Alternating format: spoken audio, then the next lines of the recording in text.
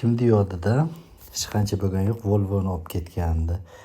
Shtraf stoyankaga, shtrafi kelgan 3000 rubl 3-fevralga bo'lgan ekan. Yana 19 kun qolibdi. Aksiya bilan 2250 rubl to'lasa bo'lar ekan. Shu yerdan to'layman desa 2699 rubl, почти 2700 rubl. Demak 449 rubl, 450 rubl komissiyasi bor. Endi shuni gap bu 450 rubllik emas, bez komissiya to'lashni ko'rsataman hozir. Shu yerga kirdik. Shtraf ustidan bosamiz, chiqdi, pastga tushamiz.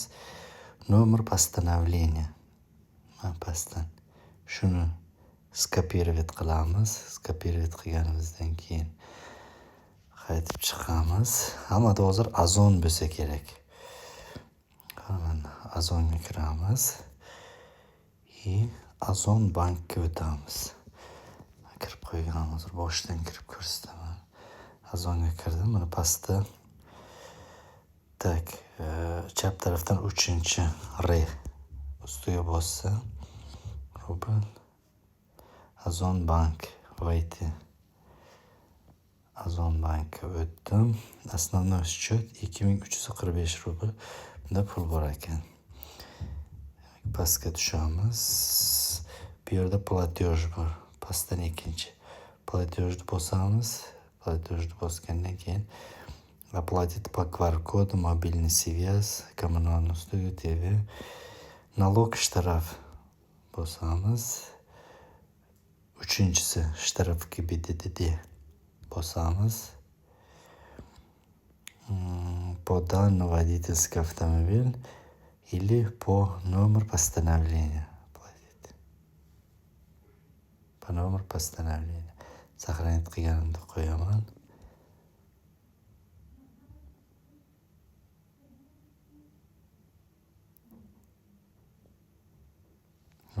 Без комиссия 2200 rubl to'lasa bo'ladi. Придите оплата.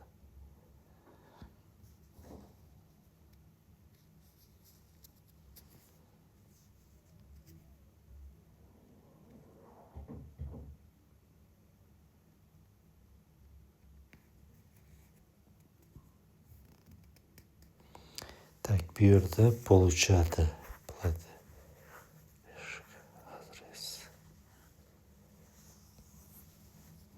Адрес.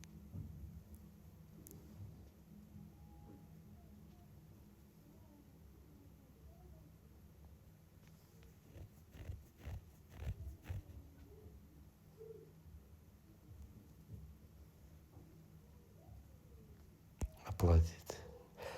Адрес.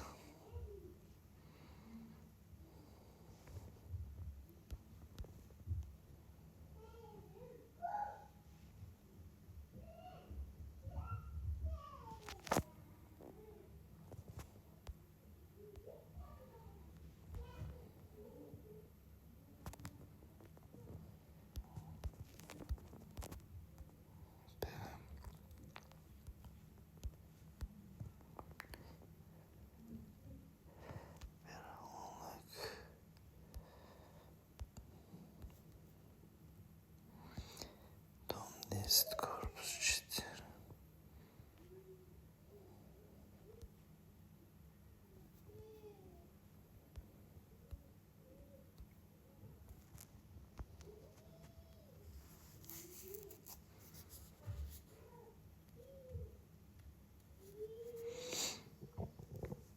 4. Оплатить.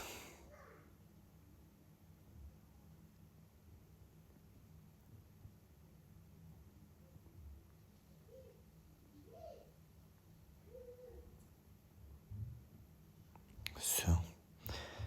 Готово. Оплатил. To'ladim. Demak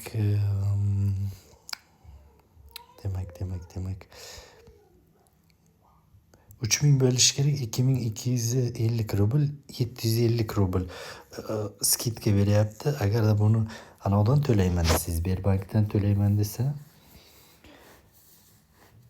450 rubl komissiya. Biz komissiya shunday to'lasa bo'ladi. To'landi endi. To'landi deb chiqishi kerak.